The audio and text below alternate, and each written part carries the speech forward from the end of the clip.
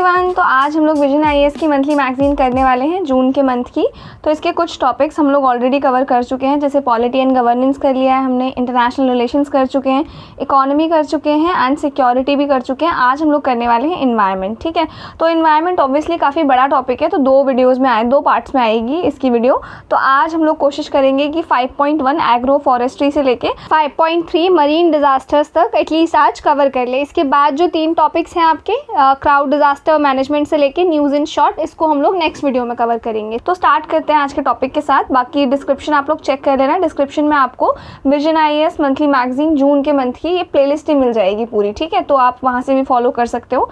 तो स्टार्ट करते हैं। तो आज का पहला टॉपिक है हमारे पास एग्रो फॉरेस्ट्री। अब एग्रो फॉरेस्ट्री क्या होता है, इसको ध्यान से समझना। यहाँ पे ये एक लैंड है, ठीक है, मैं एक फार्मर हूँ, एक किसान हूँ, और ये मेरी एक लैंड है, ज़मीन, जिस पे मैं क्या कर सकती हूँ बताओ मुझे। तो एज अ किसान मेरे पास नॉलेज है कि मैं खेती बाड़ी कर सकती हूँ, तो मैंने यहाँ पे वही किया, अपनी फसल वगैरह लगा ली, और मैं चाह रही हूँ कि मेरी फसल अच्छी उपज हो जिससे मैं पैसे कमा सकूँ, राइट। तो अब होता क्या है, बारिश आ जाती है या फिर सूखा पड़ जाता है, जिससे मेरी ये सारी फसल जो है ना ये ख़राब हो जाती है। तो मेरा जो ओनली सोर्स ऑफ इनकम था फार्मिंग, जिससे मैं पैसे कमा सकती थी, मैं वो नहीं कमा पाऊंगी अब, क्योंकि मौसम मेरे फेवर में नहीं था, वेदर मेरे फेवर में नहीं था, जिस वजह से मेरी सारी फसलें खराब हो गई हैं और अब मेरे पास कोई इनकम सोर्स नहीं है, 0 रुपीज़ है मेरे पास। समझ में आ गया। तो कई बार हमें ये कंडीशंस देखने को मिलती हैं, जिसकी वजह से कई सारे फार्मर्स होते हैं जो सुसाइड कर लेते हैं, क्योंकि उनके पास कोई और सोर्स ऑफ इनकम है ही नहीं। समझ में आ गया।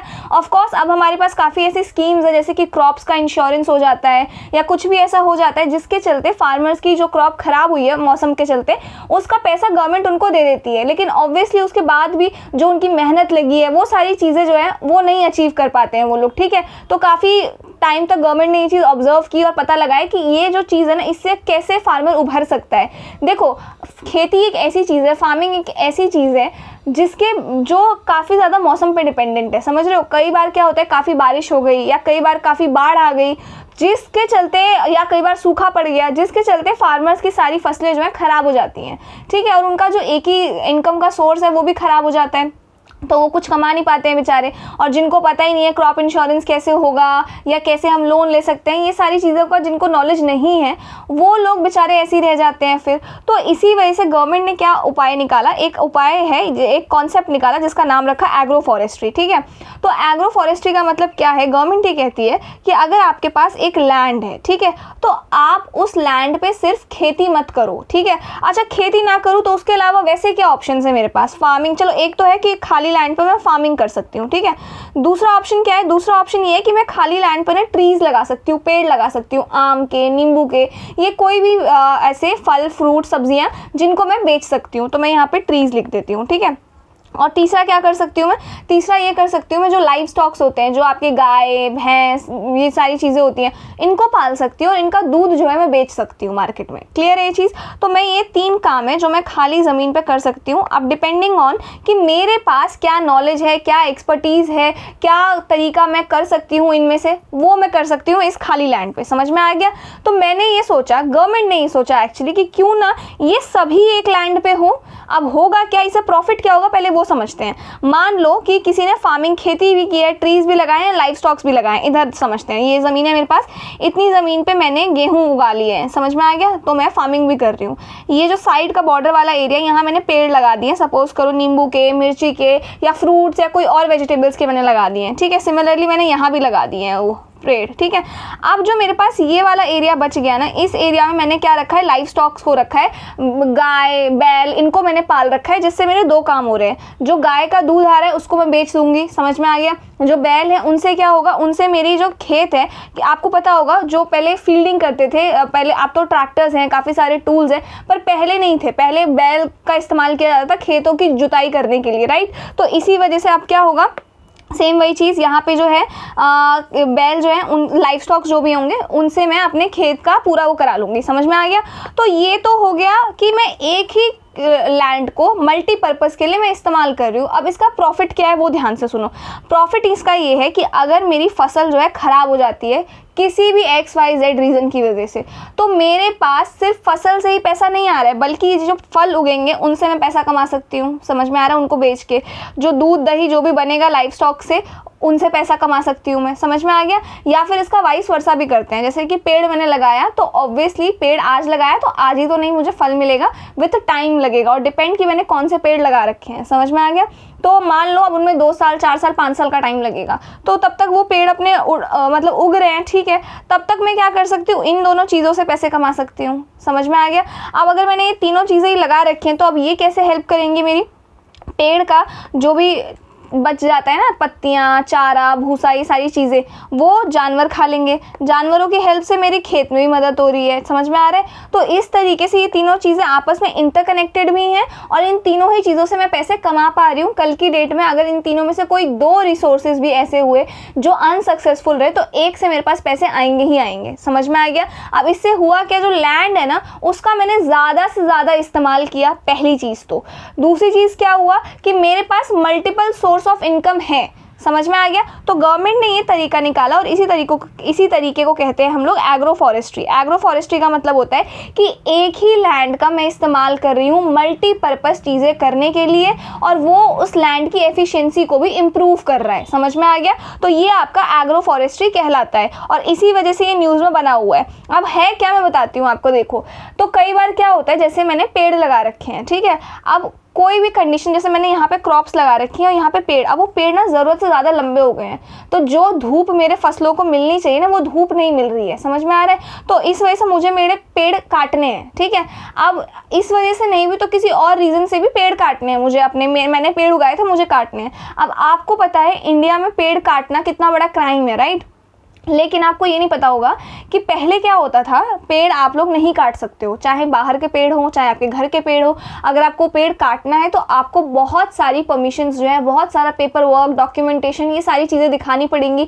आपको ये दिखाना पड़ेगा कि वो जो पेड़ है ना वो काफ़ी पुराना है, लिविंग कंडीशन में नहीं है, इस वजह से पेड़ जो है काटा जा रहा है। तो पहले ये रूल्स थे। तो जिसके चलते ना जब गवर्नमेंट ने एग्रो फॉरेस्ट्री ये रूल लेके भी आई ना गवर्नमेंट, उसके बावजूद भी काफ़ी सारे किसानों ने पेड़ नहीं लगाए, क्योंकि जब उन्हें पेड़ काटना पड़ेगा ना किसी भी रीजन से, तो वो पेड़ काटने का प्रोसीजर, डॉक्यूमेंटेशन बहुत ज़्यादा लंबा है और हो सकता है उनको परमिशन पेड़ काटने की मिले भी ना। समझ में आ गया। तो पहले सारा ये सीन था। लेकिन अब क्या हुआ है, ये जो आपका मॉडल रूल्स 2025 है ना, इसने इस प्रोसेस को बहुत ज़्यादा हल्का बना दिया है। यानी कि अगर आप अब जो लैंड आपका है, ये लैंड मेरा है, इस लैंड में मैंने पेड़ उगा रखे हैं, आप चाहो तो उन पेड़ों को काट भी सकते हो। अब ये परमिशन आ गई है। समझ में आ गया। लेकिन उनके लिए क्या करना पड़ेगा आपको, मैं भी वो आगे समझाऊंगी आपको। लेकिन फिलहाल ये समझो कि पहले पेड़ काटने पे साफ पाबंदी थी कि आप पेड़ नहीं काट सकते हो। इसलिए नहीं काट सकते हो क्योंकि काफ़ी सारी लकड़ियाँ होती हैं, जैसे चंदन की लकड़ियाँ हो गई, पुष्पा आप लोगों ने मूवी देखी होगी तो आपको पता होगा। तो वो सारी चीज़ें ना स्मगलिंग की जाती थी, ठीक है, लकड़ियों की बहुत ज़्यादा। तो इसको, उस स्मगलिंग को रोकने के लिए गवर्नमेंट ने बैन लगा दिया था, ठीक है। लेकिन अब गवर्नमेंट ने क्या कहा है, अगर वो लैंड आपका है और नॉन फॉरेस्ट लैंड है, मतलब कि जो लकड़ियाँ, ये मेरी फसल है, ठीक है, अब मैं जो लकड़ियाँ काट रही हूँ मैं जंगल से नहीं काट रही हूँ, वो मैंने उगाई हैं, अपनी ज़मीन पे उगाई हैं, तो मैं वो लकड़ियाँ काट सकती हूँ। ये रूल आपका कह रहा है और इसी वजह से ये न्यूज़ में बना हुआ है। इसको और डिटेल में समझते हैं। तो पहला तो ये कहता है आपका, जो भी लैंड आप एग्रो फॉरेस्ट्री के लिए इस्तेमाल कर रहे हो, जैसे कि ये लैंड है, इसका मैं एग्रो फॉरेस्ट्री के लिए इस्तेमाल करूँगी, तो आपको इस लैंड को रजिस्टर कराना पड़ेगा। समझ में आ गया। अगर ये लैंड रजिस्टर है तो ही जाके आप इस लैंड के ऊपर जो भी पेड़ हैं उन पेड़ को काट सकते हो और उनकी लकड़ियों का इस्तेमाल कर सकते हो, ठीक है। अब आपने रजिस्टर नहीं करा रखा है तो आप लकड़ियां नहीं काट सकते। अब आपने रजिस्टर करा रखा है तो लकड़ियां काट सकते हो। और एक चीज़ और मैं आपको बताती हूँ, लकड़ियां क्यों काटते हैं। देखो, एक तो ये सन ब्लॉकेज वाला मैंने आपको बता दिया कि क्रॉप पे सन नहीं आ रही थी, पेड़ बहुत बड़े हो गए थे। दूसरा रीज़न ये है कि मान लो लाइफ स्टॉक से भी उतना पैसा नहीं बना मेरा, क्रॉप्स भी फेल हो गए मेरे, उनसे भी नहीं बना, और अब ना मेरे फैमिली की थोड़ी सी डिमांड ज़्यादा, मुझे ज़्यादा पैसे चाहिए। तो उस केस में मैं क्या कर सकती हूँ, जो पेड़ मैंने यहाँ लगाए थे ना, मैं उनकी लकड़ियाँ बेच सकती हूँ। अब उन लकड़ियों से क्या बनते हैं, फर्नीचर्स आपके बनते हैं, राइट। तो इस चलते अब वो भी अलाउड है। लेकिन कंडीशन ये है सबसे पहले कि आप ना उस लैंड को आपने रजिस्टर कराया हो, और रजिस्टर कराने के बाद जो ट्रीज़ है ना, किस ट्री को काटना है, क्या मतलब वो जो पेपर वर्क है उस लैंड का रजिस्ट्रेशन वगैरह, वो आप दिखा दो, दैट इज़ इट। और तीसरा आपको एक सर्टिफिकेट दिखाना पड़ेगा, टिम्बर यानी कि जो लकड़ियाँ आपके यहाँ से प्रोड्यूस हुई है ना, वो लकड़ियाँ आप जब मार्केट में बेचने जाओगे तब। अदरवाइज अगर आपने वो सर्टिफिकेट नहीं दिखाया ना, तो ऐसा समझा जा सकता है कि हो सकता है आपने जंगल से वो लकड़ियाँ काटी हो और आप बेच रहे हो मार्केट में, ठीक है। तो अगर ये 3 चीज़ें आप कर देते हो प्रूफ, तो आप लकड़ियाँ आराम से काट सकते हो, जबकि पहले बहुत ही ज़्यादा डिफिकल्ट प्रोसेस था, ठीक है। तो ये अब ईजी कर दिया है फार्मर्स के लिए, ताकि फार्मर्स एग्रो फॉरेस्ट्री का तरीका जो है अपना सके, ठीक है। नाउ अब एग्रो फॉरेस्ट्री को ना नेशनल एग्रो फॉरेस्ट्री पॉलिसी 2014 इस चीज़ में डिफाइन कर रखा था कि एग्रो पॉलिसी आपकी है क्या। तो क्या है ये पॉलिसी? ये पॉलिसी आपका ये कहता है किसी एक लैंड पे trees, crops plus life stocks, इनका इंटीग्रेशन आपका क्या कहलाता है? एग्रो फॉरेस्ट्री कहलाता है। सिमिलर यही लाइन आपको एज अ डेफिनेशन मेंस में लिख के आना है, समझ में आ गया? जिससे क्या होता है, प्रोडक्टिविटी और सस्टेनेबिलिटी दोनों ही उस लैंड की इंप्रूव होती है। साथ ही इंडिया में आज तक 8% ऐसा एरिया है जो एग्रो फॉरेस्ट्री के अंदर कवर होता है। ये डेटा आपको मेंशन करके ही आना है। This is very very very important for your mains exam, यही आपको मार्क्स दिलाएगा, ठीक है। और इंडिया जो है पहला कंट्री है जिसके पास अपनी एग्रो फॉरेस्ट्री पॉलिसी है, ये भी पता होना चाहिए प्री के पर्पस से, ठीक है। तो ये तो था आपका डेफिनेशन एग्रो फॉरेस्ट्री का। आई होप आपको समझ में आ रहा हो। इसके बाद इसका सिग्निफिकेंस क्या है, मतलब कि इसकी अच्छाइयाँ क्या है, एक तरीके से एग्रो फॉरेस्ट्री से क्या प्रॉफिट मिल रहा है मुझे। तो सबसे पहले तो जो मेरा एग्रीकल्चरल लैंड है ना, उसकी प्रोडक्टिविटी बढ़ रही है। आप यहाँ एग्रीकल्चर ना लिख के एग्रीकल्चरल लैंड भी लिख सकते हो। तो मेरी ईल्ड 51% से बढ़ रही है, सपोर्ट 4% से ज़्यादा ग्रोथ हो रहा है मेरा। और जो क्रॉप फेलियर है, क्रॉप फेलियर के सीन में मेरे पास और भी मल्टीपल सोर्स ऑफ इनकम्स हैं, समझ में आ रहा है। इसके बाद रिसोर्सेज की अगर बात करें तो अब ना एग्रो फॉरेस्ट्री से जो आपके जैसे वो नहीं होती वेस्ट लकड़ियाँ जो काम की नहीं रहती हैं, तो वो 50% फ्यूल वुड का मतलब होता है आपका जैसे गाँवों में चूल्हे पे खाना बनता है, तो वो चूल्हे में जो जलाने के लिए लकड़ियाँ चाहिए होती है ना, वो एग्रो फॉरेस्ट्री से आ जाती हैं आपकी। दूसरा आपका जो वहाँ का पेपर, जो रॉ मटेरियल निकलता है एग्रो फॉरेस्ट्री से, चारा, भूसा, पेपर, लकड़ी, वॉटेवर, वो 60% तक पेपर एंड पल्प बनाने के लिए रॉ मटेरियल जो है प्रोवाइड कर देता है, ठीक है। और 9 से 11% फॉडर का मतलब होता है आपका जो भूसा लाइफ स्टॉक्स खाते हैं ना, उनके लिए। तो अगर आपके पास लाइफ स्टॉक नहीं है, आपके पास भूसा है, तो भूसा बेच के भी आप पैसे कमा सकते हो, ठीक है। तो ये है। फिर एग्रो फॉरेस्ट्री का इम्पैक्ट जो है हमारे इन्वायरमेंट पे काफ़ी अच्छा पड़ता है, जैसे कि कार्बन सिंक हमें देखने को मिलता है 13.7% से लेकर 27.2% पर हेक्टेयर ज़मीन पे। इसका मतलब ये कि ज़मीन जो है कार्बन को एब्जॉर्ब कर लेती है, जो हमारे इन्वायरमेंट के लिए काफ़ी अच्छा है। क्लियर है ये चीज़? अब इससे क्या होता है, हमारे जो सॉइल इरोजन जैसी प्रॉब्लम है, सॉइल सैलिनिटी जैसी प्रॉब्लम है, वो प्रॉब्लम्स बहुत ज़्यादा कम हो जाती हैं। और इसके बाद जो हमारा TOF है, यानी कि ट्रीज़ आउटसाइड फॉरेस्ट, यानी कि पेड़ जो है सिर्फ जंगल में नहीं, जंगल से बाहर भी हमें लगाने चाहिए। ये जो इनिशिएटिव है गवर्नमेंट ने लिया था ताकि ग्रीनरी बढ़ सके, यू नो, ग्रीन हाउस का जो एमिशन है वो कम हो सके, पेड़ ज़्यादा लगाएं हम लोग, तो इस वजह से। इसके बाद एग्रो फॉरेस्ट्री से क्या होता है, जैसे लकड़ियाँ काटनी है, ठीक है, आपने लकड़ियाँ काटने के लिए किसी को बुलाया है, फिर वो लकड़ियाँ आप किसी मार्केट में बेच रहे हो, फिर वहाँ पे पूरी वुड इंडस्ट्री है, फर्नीचर्स बन रहे हैं, तो इससे जॉब्स क्रिएट होते हैं। प्लस टिम्बर का जो इम्पोर्ट यानी कि जो लकड़ियाँ हमें चाहिए फर्नीचर्स वगैरह बनाने के लिए, उसको हम लोग बाहर किसी और कंट्री से जो इम्पोर्ट कर रहे हैं, वो डिपेंडेंसी किसी और कंट्री से ख़त्म हो जाता है, ठीक है। सेल्फ इम्पोर्ट हम लोग करने लग जाते हैं, खुद से काम करने लग जाते हैं, सेल्फ रिलायंस करने लग जाते हैं, और वुड इंडस्ट्री हमारी बहुत ज़्यादा स्ट्रॉन्ग बन जाती है। समझ में आ गया? तो ये सिग्निफिकेंस है आपके एग्रो फॉरेस्ट्री के। इसके बाद अब हमें ना कुछ चैलेंजेस भी हैं जो टाइम टू टाइम हमें एग्रो फॉरेस्ट्री में देखने को मिलते हैं। तो सबसे पहला चैलेंज तो हमें ये देखने को मिलता है पॉलिसी गैप्स। तो अब होता क्या है ना, जैसे आपने फार्मर्स को बोल तो दिया कि भाई आप लोग एग्रो फॉरेस्ट्री करो, बहुत अच्छा है, मल्टीपल सोर्स ऑफ इनकम है आपके पास वगैरह वगैरह, लेकिन फार्मर्स को अगर समझ ही नहीं है कि जो उनकी लैंड है उस पर कैसी मिट्टी है, उस पर किस तरीके का पेड़ उनको लगाना चाहिए, समझ में आ रहा है? कोई इस चीज़ का कोई मैनुअल नहीं है, मतलब इस चीज़ को लेके कोई गाइडेंस नहीं है। समझ में आ रहा है कि किस एरिया में कौन सा ट्री लगाना चाहिए, सॉइल, वाटर, क्लाइमेट, इनके हिसाब से इसकी प्रॉपर गाइडलाइन नहीं दे रखी है। समझ में आ गया? जिससे कई बार किसान कंफ्यूज हो जाता है कि उसके फील्ड में वो क्या लगाए, नीम का पेड़ लगाए या किसका पेड़ लगाए वो। तो इसके लिए कोई साइंटिफिक हेल्प जो है फार्मर्स के लिए वो अवेलेबल नहीं है। समझ में आ गया?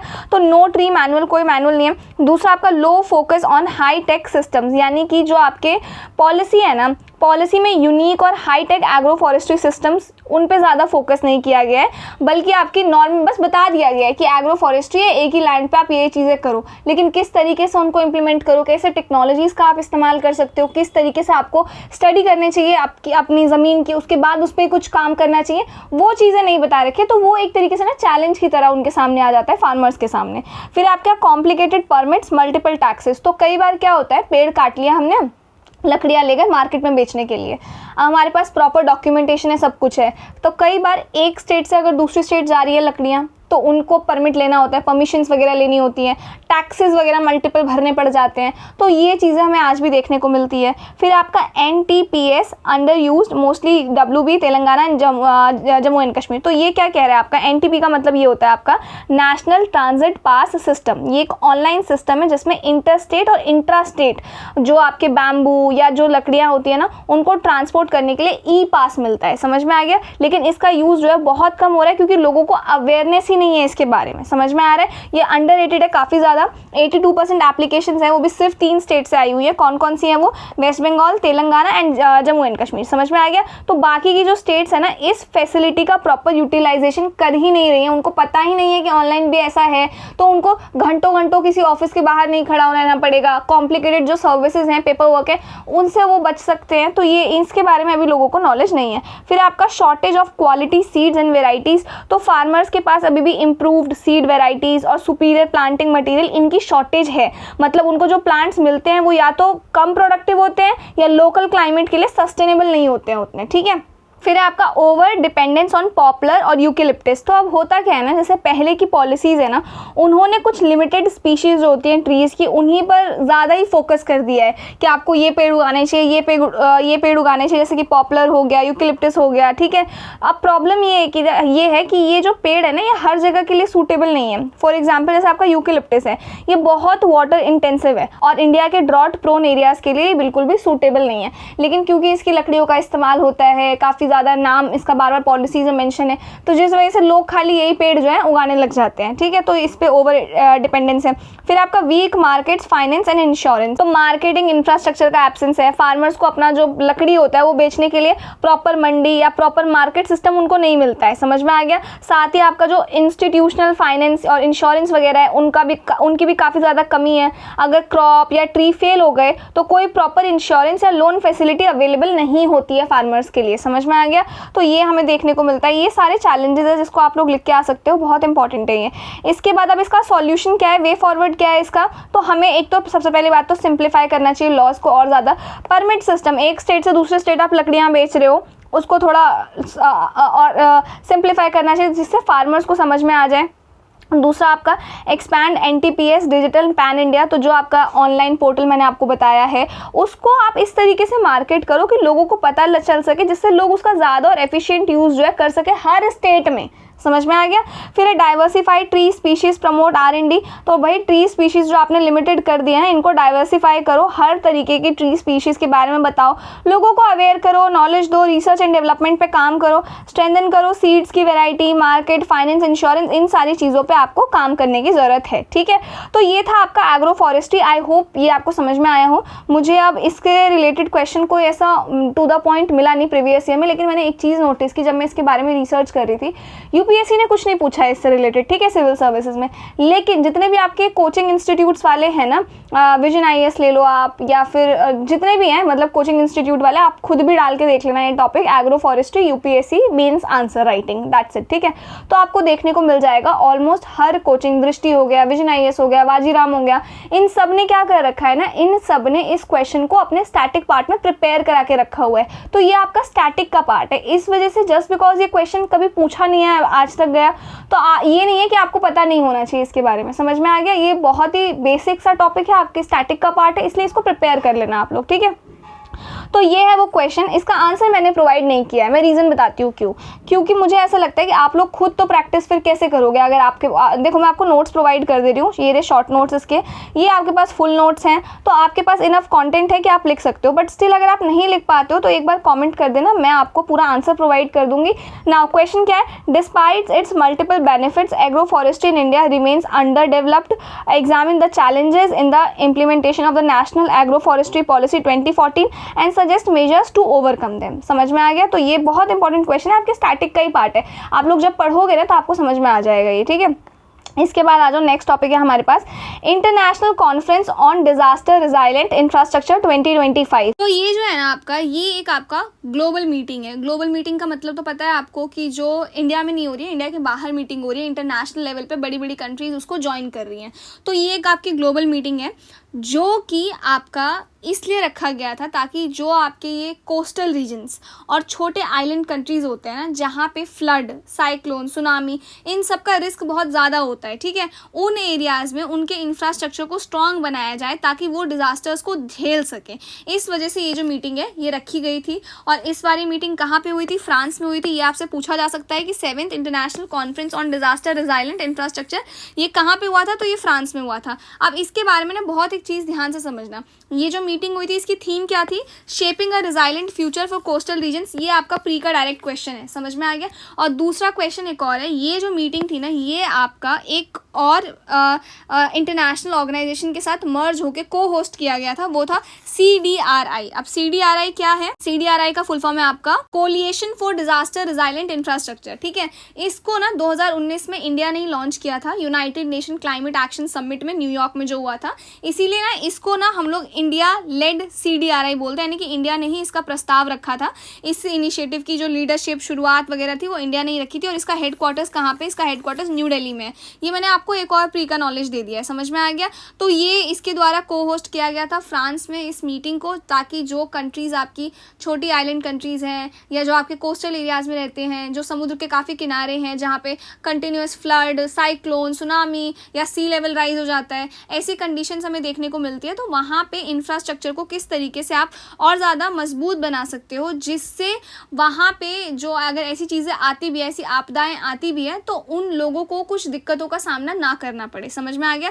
इस वजह से वहाँ का इंफ्रास्ट्रक्चर जो है काफ़ी ज़्यादा आप स्ट्रॉन्ग बना दो। तो इस वजह से ये जो चीज़ है ना ये न्यूज़ में बनी हुई थी, ठीक है। नाउ अब इंडिया की तरफ से जो हमारे लीडर है, हमारे प्राइम मिनिस्टर जी, उन्होंने इस मीटिंग में ना कुछ 5 ग्लोबल प्रायोरिटीज़ दी है, जिससे हम लोग डिज़ास्टर से लड़ने के लिए ना काफ़ी ज़्यादा मजबूत बन सकते हैं, काफ़ी स्ट्रेंथन कर सकते हैं इस चीज़ को। सबसे पहले तो इन्होंने बोला कि integrating disaster resilience in education, यानी कि आप क्या करो, अवेयरनेस, प्रिपेयर्डनेस, एजुकेशन सिस्टम के थ्रू लोगों को अवेयर करो, बच्चों को प्रिपेयर करो, जिससे अगर कल की डेट में ऐसी कोई आपदा आती भी है तो उनको पता रहे कि उनको इस कंडीशन में क्या करना है, ठीक है। दूसरा है आपका formulating a global digital repository, यानी कि आप क्या करो ना कि एक ऑनलाइन डेटाबेस बना दो जहां दुनिया के सारे कंट्रीज अपने बेस्ट प्रैक्टिसेस, केस स्टडीज़ और लर्निंग्स शेयर करेंगे, कैसे उन्होंने साइक्लोन वाली कंडीशन को ओवरकम किया, या सुनामी आ गई तब क्या किया। तो जैसे आपका जापान है, जापान में अर्थक्वेक जो है वो फ्रीक्वेंटली आते रहते हैं, ये आपको पता होगा। तो जापान के अर्थक्वेक सेफ्टी मेजर्स क्या हैं,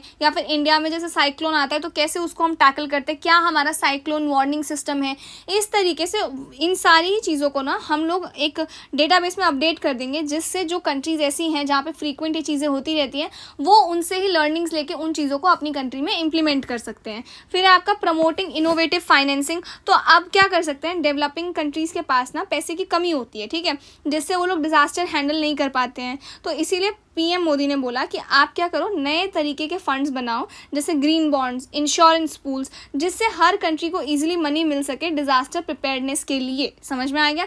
और चौथा उन्होंने बोला कि आप क्या करो, reaffirming India's recognition of SIDS as large ocean countries, यानी कि हमारे प्राइम मिनिस्टर ने कहा कि जो आपकी ये स्मॉल आइलैंड डेवलपिंग कंट्रीज़ है, जैसे कि आपके मालदीव्स हो गए, फिजी, मॉरिशस हो गया, इनको हम लार्ज ओशन कंट्रीज़ माने, क्योंकि उनका समुद्र से काफ़ी ज़्यादा स्ट्रॉन्ग रिलेशन है। इनके जो वल्नरेबिलिटीज़ हैं उन पे ज़्यादा स्पेशल जो है फोकस होना चाहिए, जैसे कि साइक्लोन आ जाता है या सी लेवल राइज हो जाता है, तो वो जो उनके टाइम पीरियड है कि कब ये होने वाला है, किस तरीके से सारी चीज़ें होने वाली है, इन पे हमें ज़्यादा फोकस रखना चाहिए। फिर आपका स्ट्रेंथनिंग अर्ली वार्निंग सिस्टम, तो ज़्यादा एडवांस टेक्नोलॉजी कॉपरेशन वगैरह बनाओ, जिससे हम लोगों को अर्ली वार्निंग सिस्टम पता लग जाए कि अच्छा फ्लड आने वाला है, साइक्लोन आने वाला है, अर्थक्वेक आने वाला है, तो उससे पहले ही लोग जो है सतर्क हो सकें, ठीक है। तो ये हो गया। इसके बाद आ जाओ यहाँ पे वल्नरेबिलिटी ऑफ कोस्टल रीजन्स, यानी कि जो कोस्टल एरियाज है आपके, वो कितने खतरे में हैं, कितना नुकसान हो सकता है उनको नेचुरल डिजास्टर से, ये चीज़ें हम लोग लोग यहाँ पे पढ़ रहे हैं। तो सबसे पहला है risk to human life and property. तो दुनिया में ऑलमोस्ट आपके 60% लोग जो हैं वर्ल्ड पॉपुलेशन का, और 2/3 जो लार्ज सिटीज़ है ना, ये आपके कोस्ट के पास ही रहते हैं, ठीक है। और साथ ही इंडिया में तो 250 मिलियन लोग ऐसे हैं जो कोस्ट लाइन से आपके 50 किलोमीटर के रेंज के अंदर रहते हैं, ठीक है। तो ये जो कोई नेचुरल डिजास्टर आते हैं ना ये कोस्टल एरियाज़ में, इससे सबसे ज़्यादा जो नुकसान है ना वो ह्यूमन लाइफ और प्रॉपर्टी को ही होता है, ठीक है। तो ये हमें देखने को मिलता है। दूसरा है आपका क्लाइमेट चेंज। तो क्लाइमेट चेंज की वजह से सी लेवल जो है वो राइज हो जाता है, जिससे फ्लड, स्टॉर्म्स, साइक्लोन, इनकी आने की फ्रीक्वेंसी और ज़्यादा बढ़ जाती है। समझ में आ रहा है? तो मतलब जो साइक्लोन आपका 10 साल में आता था, अब वो हर 2-3 साल में आ सकता है और ज़्यादा डिस्ट्रक्टिव हो सकता है, ठीक है, सी लेवल के बढ़ने से। इसके बाद है आपका इकोनॉमिक लॉसेस। तो कोस्टल डिजास्टर का इम्पैक्ट जो है इकोनॉमी में पड़ता है हमारे। जैसे इसका एग्जाम्पल दे रखा है साइक्लोन फानी, 2019 में आया था ये, और सिर्फ इसने उड़ीसा के पावर इंफ्रास्ट्रक्चर को ही ऑलमोस्ट आपका 1.2 बिलियन का नुकसान पहुंचाया था। समझ में आ रहा है? तो ये हमें देखने को मिलता है। फिर एक threat to ecosystem and biodiversity. तो कोस्टल रीजन्स में आपके मैनग्रूव्स होते हैं, ठीक है। मैनग्रूव्स के साथ साथ आपके कोरल रीफ्स होते हैं, वेटलैंड्स होते हैं, जो नेचुरल शील्ड्स का काम करते हैं। लेकिन साइक्लोन और सी लेवल राइज की वजह से ना ये खतरे में आ जाते हैं, ठीक है। जैसे कि इसमें यहाँ पे बता रखा है आपका 2100 तक दुनिया के आधे मैनग्रूव्स जो है ना वो एक्सटिंक्ट हो सकते हैं अगर हमें ऐसे ही फ्रीक्वेंट साइक्लोन्स वगैरह देखने को मिल गए तो। फिर आपका सोशल वल्नरेबिलिटी। तो ये जितने भी ये डिस्ट्रक्शन होते हैं ना, इनका जो असर है ना वो सब पर बराबर नहीं होता है। जो पुअर और वल्नरेबल ग्रुप है वो सबसे ज़्यादा सफ़र करते हैं। जो आपके एल्डरली, फिशिंग कम्युनिटीज़ हैं, ट्राइबल और इंडिजीनियस लोग हैं, वो अपना लाइवलीहुड जो है ना वो खो देते हैं। जीवन जिससे जो उनका फिशिंग जिससे वो पैसे कमा रहे हैं वो उनसे छिन जाता है। तो ऐसी बहुत सारी कंडीशंस जो आती हैं जिससे पुअर लोग जो होते हैं ना उन्हीं के ऊपर ज़्यादा इम्पैक्ट इस चीज़ का पड़ता है। फिर सीवियर कोस्टल हजार्ड्स आर, अब जैसे कि इसमें एग्जाम्पल दे रखा है जैसे सुनामी है। तो 2004 में जो आपका इंडियन ओशन में सुनामी आया था, इसने 14 कंट्रीज़ में तबाही मचाई थी। 2.3 लाख से ज़्यादा लोग जो है इसमें मर गए थे। फिर आपका साइक्लोन्स हैं। तो 2024 में जो आपका साइक्लोन रेमल आया था, इसने इंडिया बांग्लादेश में काफ़ी हैवी डिस्ट्रक्शन किया था। स्टॉर्म सर्जेस हैं। तो 2023 में गुजरात के कच्छ एंड मोरबी डिस्ट्रिक्ट में 2 से लेकर 2.5 मीटर हाई सर्ज आया था स्टॉर्म का, जिसने आपके काफ़ी एरियाज़ को डुबा दिया था, लो लाइंग जो एरियाज़ थे उनको। और आपका कोस्टल इरोजन, तो 33.6% जो है इंडिया की कोस्ट लाइन इरोजन अभी भी खतरे में है। समझ में आ गया? तो ये सारे कुछ एग्जाम्पल्स हैं जो आप लिख के आ सकते हो कि एग्जैक्टली जो ये नेचुरल डिजास्टर्स होते हैं इनका कैसे इम्पैक्ट रहा है। ये आपके मेंस के लिए काफ़ी ज़्यादा इंपॉर्टेंट है। मैंने इसके भी शॉर्ट नोट्स प्रिपेयर किए हैं, बट ये टॉपिक जो है ना बहुत भयंकर लग रहा है देखने में, तो आप लोगों को ऐसा ना लगे कि दी ने कुछ छोड़ दिया है। इस वजह से मैं पहले इससे पढ़ा रही हूँ, फिर नीचे आपको शॉर्ट नोट्स भी दिखाती हूँ मैं। नाउ अब इस बॉडी के बारे में तो बाद में पढ़ेंगे, इसके बारे में पहले इधर आ जाओ। आपका Indian initiatives for mitigating coastal vulnerabilities, यानी कि जो हमारे कोस्टल रीजन्स हैं ना उनको प्रोटेक्ट करने के लिए हमने क्या इनिशिएटिव्स लिए हैं, ठीक है। सबसे पहला तो है कोस्टल रेगुलेशन जोन नोटिफिकेशन 2019। तो जो आपके कोस्टल एरियाज़ हैं और जो मरीन एरियाज़ हैं उनको प्रोटेक्ट करने के लिए कुछ रूल्स बनाए गए हैं। साथ ही जो आपके फिशरमैन्स जो होते हैं और जो लोकल कम्युनिटीज़ होती हैं उनकी लाइवलीहुड सिक्योरिटी भी इंश्योर की गई है इस एक्ट के ज़रिए, ठीक है, इस रूल के ज़रिए। फिर आपका integrated coastal zone management project, तो ये आपका उड़ीसा, वेस्ट बंगाल, इस जो स्टेट्स है ना, इस स्टेट्स में इम्प्लीमेंट हुआ है। इसका एम ये है कोस्टल और मरीन एनवायरनमेंट को सस्टेनेबल प्रैक्टिसेस के थ्रू कंजर्व करना, जिससे जो ये फ्रीक्वेंट साइक्लोन्स और ये सारी चीज़ें हमें देखने को मिलती हैं वो ना मिले। फिर आपका कोस्टल वल्नरेबिलिटी इंडेक्स, तो ये जो है ना आपका ये Indian national centre for oceans information services, इन्होंने ये बनाया है। ये इंडेक्स जो है ना कोस्ट के अलग अलग रीजन्स की वल्नरेबिलिटी मैप करता है कि किस एरिया में ज़्यादा खतरा है, किस एरिया में कम खतरा है। तो उसके अकॉर्डिंग जैसे हमें पता है कि अब अगर साइक्लोन आएगा तो इस एरिया में आ सकता है, मोस्ट वल्नरेबल एरिया है, तो हमें वहाँ पे थोड़े और कड़े स्टेप्स जो है लेने पड़ेंगे, ठीक है। फिर आपका multi hazard vulnerability map, same ये जो बॉडी थी ना इन्होंने क्या किया है, इन्होंने एक डिटेल्ड मैप बनाया है जो दिखाता है कि कौन सा एरिया किस कोस्टल हज़ार्ड यानी कि साइक्लोन या स्टॉर्म जो भी आता है उससे ज़्यादा वल्नरेबल है, किस एरिया में ये चीज़ें हमें ज़्यादा देखने को मिलती हैं। समझ में आ गया? फिर आपका coastal management and information system, ये एक आपका डेटा कलेक्शन सिस्टम है जिसमें कोस्टल जो रीजन्स होते हैं उनके नियर जो शोर होते हैं ना, उनका जो किनारा होता है बेसिकली उनका डेटा कलेक्ट करते हैं और इस डेटा को कोस्टल प्रोटेक्शन स्ट्रक्चर जैसे कि आपका वॉल्स बनाने के लिए, सी वॉल्स बनाने के लिए उनके प्लानिंग और डिज़ाइन में यूज़ किया जाता है, ठीक है, ताकि साइक्लोन आए या ऐसा कोई बड़ा खतरा है तो उससे ज़्यादा नुकसान ना हो। फिर आपका national action plan on climate change, तो इसमें आपके जो डिफरेंट मिशन है जैसे कि नेशनल वाटर मिशन या कोई भी ऐसे डिफरेंट मिशंस, तो वो इनडायरेक्टली कोस्टल रिजाइलेंस को सपोर्ट करता है सस्टेनेबल वाटर और फॉरेस्ट्री मैनेजमेंट के थ्रू। समझ में आ गया? तो ये कुछ आपके इंडिया के द्वारा लिए गए इनिशिएटिव्स थे। अब इसका कंक्लूजन वही है कि जो हमारे कोस्टल एरियाज़ हैं और जो लोकल कम्युनिटीज़ हैं उनको प्रोटेक्ट करने के लिए हमें प्रोएक्टिव स्टेप्स जो है वो लेते रहना पड़ेगा, जिससे उनका नुकसान ना हो। पहली चीज़ तो ये है। और दूसरा, जो भी डिस्ट्रक्शन हुआ है या हो सकता है या होने वाला है उसके लिए हम लोग जो है प्रिपेयर्ड रहें। समझ में आ गया? साथ ही जो आपका CDRI है, इस बॉडी के थ्रू ना इंडिया ग्लोबल लेवल पर भी लीडरशिप दिखा रहा है ताकि कोस्टल रीजन्स को क्लाइमेट चेंज और डिजास्टर से रिजाइलेंट जो है बनाया जा सके। ठीक है, अब ये बॉडी क्या है? About coalition for disaster resilient infrastructure. तो इसको लॉन्च कहाँ किया गया था? United nation climate action summit, जो कि 2019 में हुआ था। इंडिया द्वारा इसको लॉन्च किया गया था। इसके मेंबर्स 56 कंट्रीज़ हैं। इसका सेक्रेटेरिएट कहाँ पे? न्यू दिल्ली में। ये आपके लिए काफ़ी ज़्यादा इंपॉर्टेंट है जानना प्री के पर्पज से। ठीक है, अब वही है, ग्लोबल पार्टनरशिप है, नेशनल गवर्नमेंट्स, यूनाइटेड नेशन की agencies, multilateral development banks and private sectors इसमें इन्वॉल्व है। इसका एम क्या है? प्रमोट करना रिजाइलेंस ऑफ इंफ्रास्ट्रक्चर सिस्टम, और जिससे क्लाइमेट चेंज के इम्पैक्ट से लड़ा जा सके। ठीक है, अब इसके कुछ इनिशिएटिव्स भी हैं, ये आप लोग पढ़ लेना। ये दोनों नाम आपको पता होने चाहिए, किस बॉडी द्वारा लिए गए थे ये भी आपको पता होना चाहिए। ठीक है, नाउ अब इसके शॉर्ट नोट्स की तरफ चलते हैं फटाफट से। तो ये हैं इसके शॉर्ट नोट्स, ध्यान से देखो। पहले यहाँ पे मैंने इसके बारे में बता दिया है, सेम हेडिंग से वल्नरेबिलिटी क्या है, मेजर हमें क्या क्या नुकसान देखने को मिले हैं और इंडिया ने क्या क्या इनिशिएटिव्स लिए हैं। अब आपको क्या करना है, सिर्फ ये जो टॉपिक है ना, यहाँ पे मैंने छोटा छोटा लिख दिया, जैसे CRZ, ICZ, MP। आप इनका पूरा नाम लिख के आना, बस इतना सही आप मेंस में डिफरेंस कर देना, बाकी आप सब कुछ ये लिख के आ सकते हो, कोई प्रॉब्लम नहीं है। समझ में आ गया? तो आई होप ये टॉपिक आपको समझ में आया हो। नाउ अब चलते हैं क्वेश्चन नंबर 2 की तरफ। अब ये है हमारा आज का दूसरा मेंस का क्वेश्चन इस टॉपिक से, जो आपको प्रैक्टिस करना है। ये टॉपिक अगर आपने प्रैक्टिस कर लिया, ये क्वेश्चन मतलब, तो आपका ये टॉपिक जो है रेडी हो गया है। ठीक है, तो क्या है? Disaster resilient infrastructure has emerged as a global public good, critically examine India's role in shaping this narrative through the coalition for disaster resilient infrastructure and DRI 2025। अब आपको इसका आंसर करना है अपने शब्दों में, जैसे ठीक लगे। कंटेंट है आपके पास, कोशिश करना, ट्राई करना इसको करने का। ठीक है, इसके बाद चलते हैं हमारे थर्ड टॉपिक की तरफ, जो कि है हमारा इसी का सब टॉपिक है actually, disaster risk reduction, DRR financing. तो इसका मतलब है आपका पैसा अलोकेट करना और फंड्स अरेंज करना, ताकि डिजास्टर जैसे साइक्लोन, फ्लड, अर्थक्वेक वगैरह जो आ रहे हैं उनके आने से पहले ही रिस्क को कम किया जा सके, और जब डिजास्टर आए तो उसका इम्पैक्ट जो है कम हो। समझ में आ गया?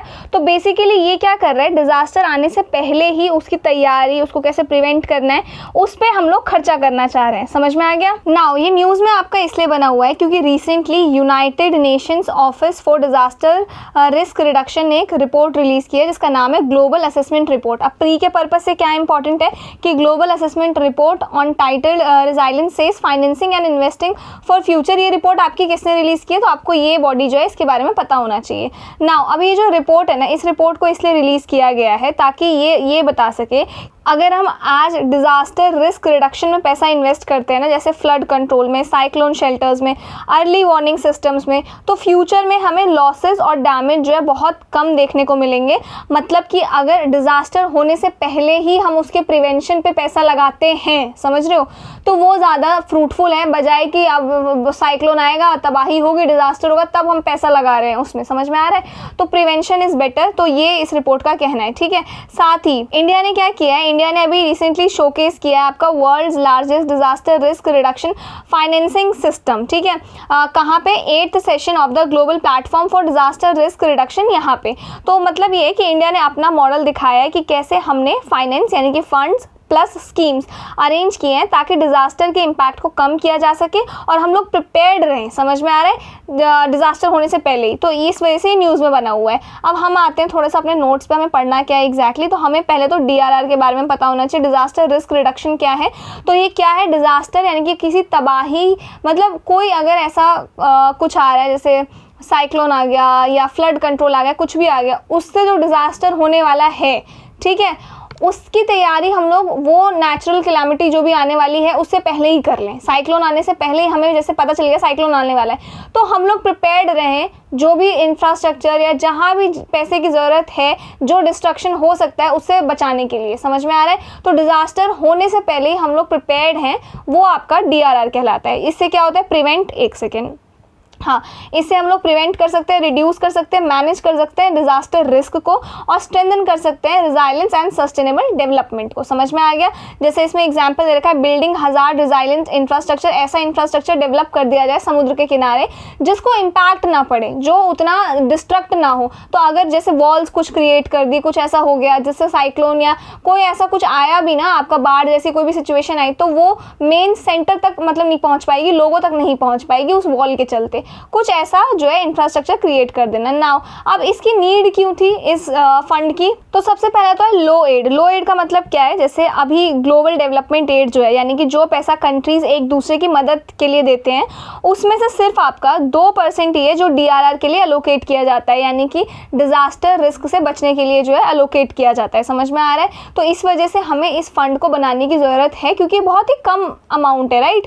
दूसरा आपका राइजिंग कॉस्ट। राइजिंग कॉस्ट का मतलब ये हुआ आपका, जैसे लास्ट 20 ईयर्स में ना डिजास्टर से होने वाले जो फाइनेंशियल लॉसेज है ना, वो डबल हो गए हैं। ठीक है, जैसे आपका साइक्लोन्स, फ्लड्स, अर्थक्वेक्स, ये हर साल $1 बिलियन का लॉस जो है कर देते हैं इंफ्रास्ट्रक्चर, लाइवलीहुड और इकोनॉमी में। ठीक है, तो अगर हमारे पास DRR इन्वेस्टमेंट है तो ये लॉसेज जो है ना काफ़ी कम किए जा सकते हैं। ठीक है, फिर आपका डेवलपिंग कंट्रीज वल्नरेबल। तो जो आपकी डेवलपिंग और जो लीस्ट डेवलपिंग कंट्रीज होती है ना, least developing countries is LDC, ठीक है, वो ज़्यादा वल्नरेबल होती है। तो 2023 तक ना सिर्फ आपका 49% लीस्ट डेवलपिंग कंट्रीज जो है ना, उनके पास multi hazard early warning system था, जिससे ये पता चलता है साइक्लोन आने से पहले हमें पता लग जाता है कि साइक्लोन आने वाला है। तो ज़्यादातर जो पुअर और वल्नरेबल कंट्रीज है ना, उनके पास ये डिजास्टर का टाइमली वार्निंग सिस्टम ही नहीं है, ये पूरा मैकेनिज्म ही नहीं है, इसीलिए उनका ज़्यादा डैमेज होता है, क्योंकि उनको पता ही नहीं चल पाता है कि अब डिजास्टर आने वाला है। ठीक है, फिर आपका नेगेटिव स्पाइरल्स। अब नेगेटिव स्पाइरल्स क्या होते हैं? कोई एक प्रॉब्लम है,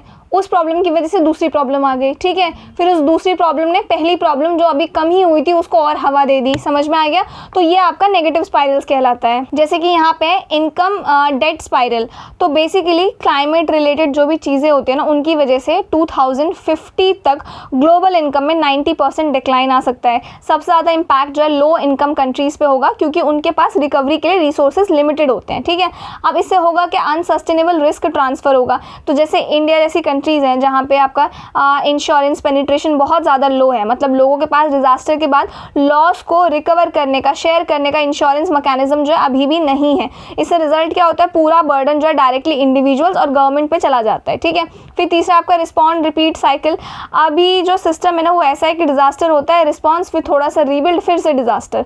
तो ये साइकिल आपका बार बार जो है रिपीट होता रहता है। लेकिन अगर DRR में हम लोगों ने पहले से इन्वेस्टमेंट करके रखा है, तो $1 जो है इन्वेस्टमेंट आपका फ्यूचर में $15 तक का सामान जो है हमारा डिजास्टर से हमें बचा सकता है, $15 तक का।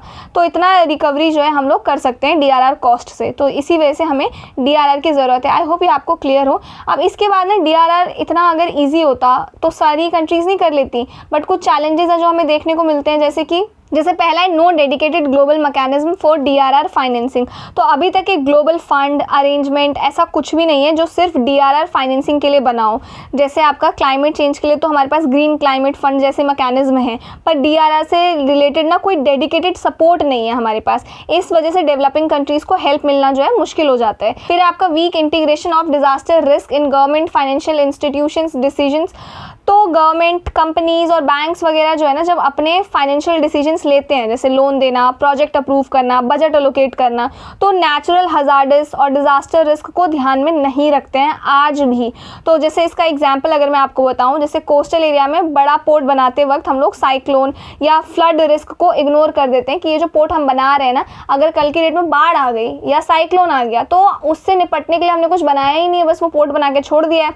अब साइक्लोन या बाढ़ आएगा, वो पोर्ट तो डिस्ट्रक्ट हो गया, तो जितने भी पैसे मैंने लगाए थे उस पोर्ट को बनाने के लिए, तो वो तो मेरा गया ना। समझ में आ रहा है? फिर आपके डेटा गैप्स। तो कई सारी जगह पे डेटा और एविडेंस की कमी होती है, जैसे कि आपके पास हजार्ड मैप्स नहीं प्रिपेयर्ड होते कि मैप मतलब एक तरीके से ना जो तबाही आने वाली है, साइक्लोन आने वाला है, तो वो पूरा मैप पे हम हॉटस्पॉट रीजन बना देते हैं कि ये वो एरियाज़ हैं जहाँ पे ज़्यादा साइक्लोन आते हैं, फ्रीक्वेंट आते हैं, 3 साल में 5 साल में ये हमें देखने को मिला है। तो ऐसा मैपिंग ही हमने नहीं कर रखा है काफ़ी सारे एरियाज़ में। काफ़ी सारे एरिया में हमने मॉडल ही प्रिपेयर नहीं कर रखा है कि अगर डिजास्टर हुआ कुछ तो उसको कैसे लड़ेंगे, साइक्लोन आया तो उसको कैसे हैंडल करेंगे हम। समझ में आ गया? तो इस वजह से प्लानिंग जो है आपकी वीक हो जाती है। फिर है आपका पॉलिटिकल रिस्क। तो DRR जो है ना can be seen as costly. तो जो आपके लीडर्स, पॉलिसी मेकर्स हैं वो DRR फाइनेंसिंग को रिस्की समझते हैं, क्योंकि उन्हें ये लगता है कि ये अनसर्टेन इवेंट्स है, जैसे कि सुनामी कब आएगा या साइक्लोन कितना बड़ा होगा, कब आएगा, हमें क्या पता। तो DRR में इन्वेस्ट करके तुरंत वोट बैंक या विजिबल बेनिफिट तो उनको मिलता नहीं है, तो इस वजह से वो इसको एज अ कॉस्टली और डिलेड बेनिफिट की तरह उसको देखते हैं। समझ में आ गया। फिर आपका इंस्टीट्यूशनल गैप्स, तो weak capacity, lack of national DRR strategies, तो वीक इंस्टीट्यूशनल कैपेसिटीज़ है। डेवलपिंग कंट्रीज़ के पास trained manpower, risk assessment tools और गवर्नेंस कैपेसिटी की कमी होती है। साथ ही आपके कई सारी कंट्रीज़ में तो DRR के लिए कोई क्लियर रोड मैप या पॉलिसीज़ बनते ही नहीं है, ठीक है, तो फाइनेंसिंग प्रॉपरली मोबिलाइज हो ही नहीं पाती है। तो ये है इसके चैलेंजेस। फिर इसके बाद आ जाओ वे फॉरवर्ड। अब इसका सॉल्यूशन कहाँ है? जहाँ हम लोग चैलेंजेस लिखते हैं, आपको पता होगा वहाँ हमें सॉल्यूशन लिखने होते हैं, तो वो सॉल्यूशन हम लोग वे फॉरवर्ड में लिख देते हैं। तो सबसे पहले तो है रेगुलेटरी ओवरहॉल। तो हमें क्या करना चाहिए, गवर्नमेंट और रेगुलेटर्स को क्लियर स्टैंडर्ड और डेफिनेशंस बनाना चाहिए। फॉर एग्जांपल किस तरीके का प्रोजेक्ट है, सस्टेनेबल है या डिजास्टर रिजाइलेंट इन्वेस्टमेंट कहलाएगा, क्या कहलाएगा, इसको ऑफिशियली हम लोग क्या कहेंगे। इससे इन्वेस्टर्स को क्लैरिटी मिलेगी कि उनका पैसा सेफ और लॉन्ग टर्म बेनिफिट वाले प्रोजेक्ट में लग रहा है कि नहीं लग रहा है। समझ में आ रहा है। फिर आपका ट्रैक फाइनेंसेस, तो DRR फाइनेंसिंग का ट्रैकिंग सिस्टम होना चाहिए। जो पैसा बजट में एलोकेट किया गया है उसमें से कितना एक्चुअल में रिस्क प्रिवेंशन और प्रिपेयर्डनेस पर खर्चा हो रहा है, इसका रिकॉर्ड मेंटेन होना चाहिए। समझ में आ रहा है। फिर आपका इनोवेटिव फाइनेंस, अब कुछ इस तरीके से हमें DRR को फाइनेंस करना चाहिए। पहला है ब्लेंडेड फाइनेंस, तो government plus private sectors plus international investors जो होते हैं उनको मिलकर इन्वेस्ट करना चाहिए इस चीज़ में। फिर है डेट फॉर रिजाइलेंस स्वैप, तो डेवलपिंग कंट्री का कुछ लोन माफ़ कर दिया जाए ताकि उनके पास बजट, देखो आपको पता होगा हर डेवलपिंग कंट्री पे कर्जा है, इंडिया पे भी कर्जा है, ठीक है। तो हम लोग जब अपना बजट एलोकेट करते हैं ना, तो हमें फंड इस तरीके से करना होता है कि जो हम लोगों ने कर्जा ले रखा है उस पर इंटरेस्ट भी हमें चुकाना होता है। तो ये जो पॉइंट है आपका, ये कह रहा है कि जो डेवलपिंग कंट्रीज़ पे जो लोन है ना उसको माफ़ कर दिया जाना चाहिए, ताकि जो लोन का अमाउंट एज अ इंटरेस्ट भी वो चुका रहे हैं ना, वो उसको DRR के लिए रख सकें। समझ में आ गया। फिर आपका ग्रीन बॉन्ड्स, कैटास्ट्रोफ बॉन्ड्स, तो ये क्या कह रहा है, स्पेशल बॉन्ड्स जिससे इन्वेस्टर्स जहां पैसा लगाते हैं और अगर डिजास्टर होता है तो लॉस का कुछ हिस्सा ये बॉन्ड्स जो है कवर करते हैं, ठीक है, तो इसमें इन्वेस्ट करना चाहिए। फिर integrate DRR in credit rating, यानी कि आपको क्या करना चाहिए, जो कंट्रीज़ हैं कंट्रीज़ की फाइनेंशियल क्रेडिबिलिटी डिजास्टर प्रिपेयर्डनेस पे भी जज किया जाना चाहिए। मतलब कि देखो हम लोग जब लोन लेते हैं, जैसे कि मैं एज अ इंडिविजुअल अगर बैंक के पास जाऊंगी लोन लेने, तो वो मेरा क्रेडिट स्कोर देखता है, क्रेडिट रेटिंग देखता है। इसका मतलब ये होता है कि मैंने कहीं ऐसा तो नहीं है कि पहले भी लोन लिया हो उसको ना चुकाया हो तो मैं डिफ़ॉल्टर हूँ। सिमिलरली हर एक डेवलपिंग कंट्री को जब आप लोन दे रहे हो उनका क्रेडिट रेटिंग चेक करो। जैसे इंडिया भी कहीं से लोन लेता है तो इंडिया का भी क्रेडिट रेटिंग देखा जाता है, यानी कि पिछले का हिस्ट्री देखा जाता है कि पहले इसने कितने लोन लिए हैं, चुकाया है नहीं चुकाया है, अभी कितना लोन है, उस हिसाब से रेटिंग दी जाती है। और फिर उस रेटिंग के बेसिस पे आपके जो ये फाइनेंशियल इंस्टीट्यूशंस होते हैं ना वो लोन देते हैं। तो ये वो कह रहा है जब आप क्रेडिट रेटिंग कैलकुलेट कर रहे हो, क्रेडिट रेटिंग निकाल रहे हो, तो आप उसमें DRR भी ऐड करो। मतलब कि आप ये भी देखो कि कंट्रीज जो है ना उनकी फाइनेंशियल क्रेडिबिलिटी डिजास्टर प्रिपेयर्डनेस को लेके कैसी है, उस फैक्टर को भी आप इंक्लूड कर दो क्रेडिट रेटिंग में। समझ में आ गया। फिर आपका लेयर्ड फाइनेंसिंग, तो क्या करो, हर डिजास्टर जो है वो सेम तरीके का नहीं होता, कुछ छोटे लेवल पे आता है, कुछ फ्रीक्वेंट होते हैं, कुछ बहुत रेयर बहुत सीवियर होते हैं। समझ में आ गया। तो आप क्या करो, लेयर फाइनेंसिंग मॉडल बनाओ, यानी कि स्मॉल फ्रीक्वेंट डिजास्टर जो है उसके लिए नेशनल रिजर्व या कॉन्टीजेंसी फंड जो है इससे पैसा आएगा, ठीक है। और जो बिग और रेयर डिजास्टर्स हैं उनके लिए इंश्योरेंस हो गया आपका, ये जो बॉन्ड्स मैंने आपको बताया, ग्रीन बॉन्ड्स, कैटास्ट्रोफ बॉन्ड्स, इनसे पैसा आएगा। तो इस तरीके से जो है लेयरिंग कर दो पैसे की। समझ में आ गया। तो यही आपका ये कह रहा है। आई होप ये टॉपिक आपको समझ में आया हो। मैं एक चीज़ बताती हूँ, इस टॉपिक से रिलेटेड अगर कुछ मेंस में आता है तो वो आपसे डायरेक्टली पूछ लेगा what is DRR, how it is helpful, why this is the need. समझ में आ रहा है। तो ये आपके पास ऑलरेडी प्रिपेयर है। इसको ऐसे पढ़ना कि आप किसी क्वेश्चन का ही आंसर कर रहे हो कि DRR क्या है, इसकी नीड क्यों है, इसके अंदर चैलेंजेस क्या है, उसके सॉल्यूशन क्या है। तो ये आपका एक क्वेश्चन ही है DRR को लेके जो प्रिपेयर हो गया है। एंड मैं एक चीज़ बता दूं, ये बहुत इंपॉर्टेंट क्वेश्चन है, क्योंकि जब आप GS3 का पेपर देखोगे पूरा, उसमें आप देखोगे डिजास्टर वगैरह के बारे में पढ़ोगे, तो देखो वो चीज़ें ना रिपीट हो रही है, अर्थक्वेक, साइक्लोन, ये वो फलाना ढिमकाना, ठीक है। लेकिन ये जो चीज़ है ना ये नया कॉन्सेप्ट है, तो हो सकता है आपसे DRR से रिलेटेड भी क्वेश्चन पूछे जाएंगे, ठीक है। तो इसीलिए इस टॉपिक को बहुत अच्छे से आप लोग प्रिपेयर कर लेना। इसके बाद है नेक्स्ट टॉपिक हमारे पास मैरीटाइम डिजास्टर्स। तो मैरीटाइम डिजास्टर का मतलब होता है आपका एक ऐसी सिचुएशन, मतलब एक कोई भी ऐसा डिजास्टर जो कि आपका सी, ओशन या कोस्टल एरियाज से रिलेटेड हो, जहाँ पे जैसे शिप्स होते हैं, पोर्ट्स होते हैं, या मरीन इकोसिस्टम्स होते हैं, या फिर ह्यूमन लाइफ भी होते हैं, ये सारी चीज़ें जो है उन डिज़ास्टर से अफेक्ट हो रही हो, तो वो आपका मैरीटाइम डिज़ास्टर कहलाता है। ठीक है, अब ये न्यूज़ में क्यों बना हुआ है, क्योंकि क्या हुआ है अभी रिसेंटली इंडिया ने ना इंटरनेशनल मैरीटाइम ऑर्गेनाइजेशन, इसके बारे में मैं आपको अभी थोड़ी देर में बताऊंगी, तो इस बॉडी को रिक्वेस्ट किया है कि वो रिसेंट जो जैसे शिप सिंकिंग यानी कि पानी में जहाज़ डूब जाते हैं, या फायर इंसिडेंट्स जो हमें देखने को मिलते हैं इंडियन कोस्ट या उसके आसपास के रीजन्स में, ठीक है, तो बोला है कि आप उनकी ना एक कॉम्प्रिहेंसिव इन्वेस्टिगेशन करो, साथ ही एक ग्लोबल रिव्यू की डिमांड की है हमने। तो रिसेंट टाइम में ना हमें काफ़ी सारे कार्गो शिप्स, कंटेनर शिप्स जो है इंडियन ओशंस या इंडियन कोस्ट के पास ना सिंक होते हुए दिख रहे हैं, उनमें हमें फायर इंसिडेंट्स देखने को मिल रहा है, तो इस चलते इंडिया ने डिमांड रखी है। अब हमारे लिए ये इंपॉर्टेंट नहीं है, हमारे लिए पहले तो इस बॉडी के बारे में समझते हैं। इंटरनेशनल मैरीटाइम ऑर्गेनाइजेशन यहाँ पे सबसे नीचे है, इसके बारे में ये रहा।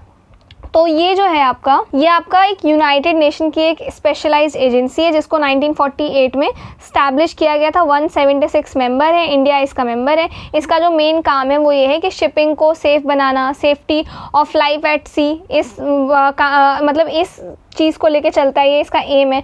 पॉल्यूशन कंट्रोल करना जो शिप्स की वजह से हो रहे हैं, मैरीटाइम ट्रेड को रेगुलेट करना ताकि वो स्मूथ और सिक्योर हो सके। समझ में आ गया? ये स्टैब्लिश तो आपका 1948 में हुआ था, लेकिन इसने काम अपना 1959 से स्टार्ट किया था। ठीक है, इसका हेडक्वार्टर्स कहाँ पे? तो इसका आपका हेडक्वार्टर्स लंदन में है, यूनाइटेड किंगडम में। ये आपको पता होना चाहिए। That is it. इतना यहाँ पे लिखा हुआ है हेडक्वार्टर इसका। ठीक है, दैट इज़ इट। इतना ज़्यादा अब इसमें हमें वो करने की ज़रूरत नहीं है। और इस एक चीज़ और पढ़ लेते हैं, स्ट्रक्चर ऑफ आईएमओ। तो इसमें एक है organisation consist of an assembly होती है, एक council, 5 main committees and a number of sub committees. That is it. इतना पढ़ लेना बस। ठीक है, तो ये था इस बॉडी के बारे में। अब चलते हैं अपने टॉपिक पे। तो मैरीटाइम डिजास्टर क्या होता है ये मैंने आपको बता दिया कि कोई भी ऐसा इंसिडेंट है शिप्स को लेके, कार्गो वेसल्स को लेके, इन चीज़ को लेके हमें देखने को मिल रहा है, फायर्स, एक्सप्लोसिव, ऑयल स्पिल्स, तेल वो हो जाना, कोलिजन्स, ग्राउंडिंग्स, तो ये सारे इंसिडेंट्स जो हैं ये आपके मैरीटाइम डिजास्टर्स कहलाते हैं। अब इसमें होता क्या है, काफ़ी सारे केमिकल्स होते हैं जो एक कंट्री से दूसरे कंट्री जा रहे होते हैं, न्यूक्लियर वेस्ट होते हैं, डेंजरस कार्गोज होते हैं, सबमरीन्स होते हैं, वेपन ट्रांसपोर्ट होते हैं, तो इनमें हमें फायर देखने को मिल रहा है। ये शिप जो है जिसमें काफ़ी इंपॉर्टेंट सामान होता है ना, वो शिप हमें सिंक होते हुए दिख रहे हैं, तो ये आपका मैरीटाइम डिजास्टर्स है। ठीक है, अब जो रिसेंट इंसिडेंट्स हैं मैं आपको वो बताती हूँ। तो ये आपके कुछ रिसेंट इंसिडेंट्स हैं। MSD ELSA-3 ये कोची के कोस्ट के पास डूब गया। फिर एक आपका MV BN HAI M03 Kerala के कोस्ट के पास आके इसमें आग लग गई। ठीक है, तो अब आपके इन दोनों ही वेसल्स में इंपॉर्टेंट सामान था, जैसे इसमें आपका कैल्शियम कार्बाइड, प्लास्टिक पेलेट्स था, हैवी फ्यूल ऑयल था, तो ये सारी चीज़ें, ये इंसिडेंट्स हमें देखने को मिल रहे हैं। इसका एग्जाम्पल आप यूज़ कर सकते हो, बट ये वैसे यूज़ में ज़्यादा आएगा नहीं, बट ये 2 नाम आप याद रखना। ठीक है, अब इसका कॉन्सिक्वेंस हमें क्या देखने को मिलता है, इसका असर क्या पड़ता है देखने को। पहले तो सबसे पहली चीज़ एनवायरनमेंट पे हमें असर देखने को मिलता है। ऑयल स्पिल, प्लास्टिक नर्डल्स, ये सारी चीज़ें समुद्र में गिर जाती हैं, जो कि बीचेस को क्या कर देती है, कंटामिनेट कर देती हैं। इसके बाद हमें जो मरीन लाइफ है उनके ऊपर इम्पैक्ट देखने को मिलता है, जो आपके टर्टल्स हो गए, डॉल्फिन्स हो गए, ये सारी चीज़ें जो है मर सकते हैं ये लोग। ठीक है, फिर आपका हेल्थ, तो अब क्या है, केमिकल्स और ऑयल के एक्सपोजर से ना कुछ टॉक्सिक इफेक्ट्स होते हैं, जैसे कि जो क्लीन अप वर्कर्स होते हैं, जो कोस्टल कम्युनिटीज़ के लोग होते हैं, उनको skin disease, respiratory issues, long term में हेल्थ प्रॉब्लम्स जो है देखने को मिल सकता है इस वजह से। फिर आपका इकोनॉमी एंड सेफ्टी, तो जो आपके टूरिज्म है वो इम्पैक्ट हो जाते हैं, बीचेस पॉल्यूट होने की वजह से टूरिज्म गिर जाता है। फिशरीज, जो फिशरमैन्स हैं उनकी इनकम गिर जाती है, कम हो जाती है, क्योंकि मछलियाँ मर जाती हैं उस पानी में। तो ये सारी चीज़ें जिसका इम्पैक्ट हमारी इकोनॉमी पे और हमारी सेफ्टी दोनों ही चीज़ों पे पड़ता है। समझ में आ गया? जो लोग क्लीन करते हैं वहाँ पे, जो लोग मतलब जो स्टाफ होता है उनकी हेल्थ पे हमें ज़्यादातर ये इम्पैक्ट देखने को मिलता है। अब इसके ये जो चीज़ हम चाह रहे हैं कि ये जो बॉडी है IMO आपकी, ये बॉडी पूरा देखभाल करे, पूरा इन्वेस्टिगेट करे कि ऐसा क्यों हो रहा है और क्या स्टेप्स हमें लेने चाहिए। तो इसमें हमें क्या चैलेंजेस देखने को मिलता है? सबसे पहला तो है poor cargo declaration and miss labelling. तो बहुत सारी ऐसी शिपर्स हैं, बहुत सारी ऐसी बॉडीज़ हैं जो क्या करती है, जो उनका आइटम है उसको सही डिस्क्लोज नहीं करती हैं। जैसे अगर आपका लिथियम आयन बैटरीज है जो एक जगह से दूसरी जगह जा रहा है शिप्स की मदद से, ठीक है, या हजार्डियस कोई केमिकल्स हैं, तो वो गलत डिक्लेयर कर देते हैं, वो उनका नाम प्रॉपर मेंशन नहीं करते हैं, जिससे क्या होता है, एक्सीडेंट होने पर अथॉरिटीज़ को तुरंत समझना मुश्किल हो जाता है कि अरे इसमें अचानक आग क्यों लग गई, या फिर ये अब कोई लिथियम आयन बैटरी या कोई केमिकल जो है हेवी इंपोर्ट के साथ जा रहा है एक कंट्री से दूसरी कंट्री में, तो उसको प्रॉपर प्रिकॉशंस के साथ साथ ले जाना चाहिए, राइट। बट कोई एक्सीडेंट अगर हो जाता है तो वो अथॉरिटीज़ के लिए भी समझना मुश्किल होता है कि ऐसा क्यों हुआ। तो ये आपका मिस लेबलिंग की वजह से हुआ, प्रॉपर आपने डिस्क्लोज नहीं किया था कि क्या आइटम है जो इधर से उधर जा रहा है, इस वजह से हुआ। दूसरा आपका miss handling of hazardous materials. तो बहुत सारे कार्गो में हजार्डियस सब्सटेंसेस होते हैं, chemical, fuel, plastic, explosive items. अगर इनका जो पैकेजिंग या इनका स्टोरेज सही से ना हो तो फायर यानी कि आग लग सकती है, स्पिलेज हो सकता है, पॉल्यूशन का रिस्क हो सकता है, प्रॉब्लम और बढ़ जाती है। क्योंकि अभी भी स्टैंडर्डाइज ग्लोबल प्रैक्टिसेस जो हैं इन पैकेजिंग को लेके अवेलेबल नहीं है कि अगर आप फ्यूल एक जगह से दूसरी जगह भेज रहे हो तो इस तरीके की पैकेजिंग होनी चाहिए, इस कलर की पैकेजिंग होनी चाहिए, ताकि इंसान को समझ में आ जाए अच्छा ग्रीन कलर का है पूरा कार्टन यानी कि इसके अंदर फ्यूल जा रहा है, समझ में आ रहा है। तो इस तरीके का कोई भी प्रॉपर एक रूल मैकेनिज्म नहीं है। फिर आपका complex ownership, flag state issues, weak accountability. तो होता क्या है ना, एक शिप का फ्लैग, ओनरशिप और मैनेजमेंट अलग अलग जगह पे रजिस्टर्ड होता है। एग्जाम्पल, अगर शिप आपका लिब्रिया फ्लैग्ड है, जर्मनी ओन्ड है और किसी और कंट्री के द्वारा मैनेज हो सकता है, तो जब डिजास्टर होता है तो रिस्पॉन्सिबिलिटी और अकाउंटेबिलिटी जो है ना डिफ्यूज हो जाती है कि अच्छा अब ये किस कंट्री का है, ये समझ में आ रहा है। तो इस वजह से कंपनसेशन और लायबिलिटीज जो है फिक्स करना आपका मुश्किल हो जाता है। फिर आपका delayed global response and weak regulations. अभी भी आपके जो ग्लोबल अर्जेंट मैकेनिज्म है वो नहीं है, तुरंत इन्वेस्टिगेशन नहीं हो सकता, सेफ्टी प्रोटोकॉल्स अपडेट नहीं है। तो आईएमओ के रूल्स को रिफॉर्म करने की ज़रूरत है, ज़्यादा और एफिशिएंट होने की ज़रूरत है। तुरंत जो नुकसान हो रहा है उसकी इन्वेस्टिगेशन तुरंत होनी चाहिए, ये सारी चीज़ें। फिर insurance dispute over liability and cost, यानी कि मैरीटाइम इंश्योरेंस पॉलिसीज़ बहुत कॉम्प्लेक्स हैं। डिज़ास्टर के बाद अक्सर जो डिस्प्यूट होता है ना, वो कवरेज किसको मिलेगा, किस चीज़ का कवरेज मिलेगा, किसकी लायबिलिटी होगी, कॉस्ट का बर्डन किसको उठाना है, इससे कंपनसेशन प्रोसेस जो आपका डिले हो जाता है और विक्टिम्स या जो अफेक्टेड कम्युनिटीज़ होती है ना उनको रिलीफ बहुत ज़्यादा लेट मिलता है, ठीक है। तो ये कुछ चैलेंजेस थे इसको लेके। इसके बाद अब आईएमओ जो है आपका, ये बहुत इंपॉर्टेंट चीज़ है। आईएमओ का एग्जैक्टली काम क्या है, इस वो जो बॉडी आईएमओ वो किस तरीके से इसको मैरीटाइम सिक्योरिटी को पूरा मैनेज करती है। सबसे पहला है आपका IMDG कोड, यानी कि इंटरनेशनल मैरीटाइम डेंजरस गुड्स। तो ये आपका डील करता है जो आपके केमिकल्स या कुछ ऐसे हजार्डियस चीज़ें होती है ना जो एक जगह से दूसरी जगह जा रही होती हैं, उनको लेके ये बताता है किस तरीके का सामान है, तो कैसे लेबलिंग, स्टोरेज वगैरह किस तरीके से होगा ताकि ब्लास्ट या फायर या लीक जैसी कंडीशंस ना आए। फिर आपका सोलस 1974, ये सबसे बड़ा सेफ्टी लॉ है। ये बताता है आपका कि शिप पर fire safety, navigation system, emergency equipment होना ज़रूरी है अगर शिप एक जगह से दूसरी जगह जा रहा है तो। साथ ही आपका पैसेंजर और क्रू की जान बचाने के लिए ये सारी चीज़ें होना काफ़ी इंपॉर्टेंट है।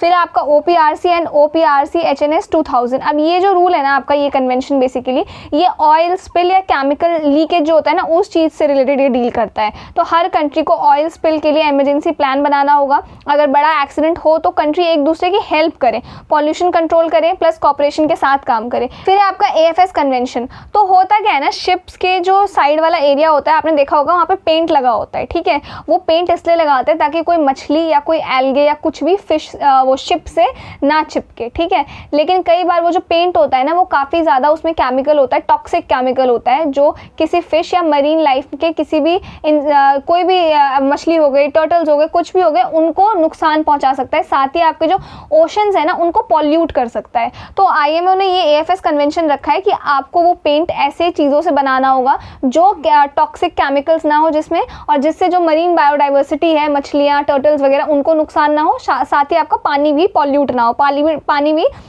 पानी में भी टॉक्सिक केमिकल्स ऐड ना हो। समझ में आ गया। तो इस तरीके का आपको पेंट बनाना होगा। फिर है आपका ब्लास्ट वाटर कन्वेंशन। तो अब क्या होता है ना, शिप को बैलेंस और स्टेबिलिटी देने के लिए कुछ एक्स्ट्रा वेट जो है ना यूज़ किया जाता है, उसको कहते हैं हम लोग ब्लास्ट, ठीक है।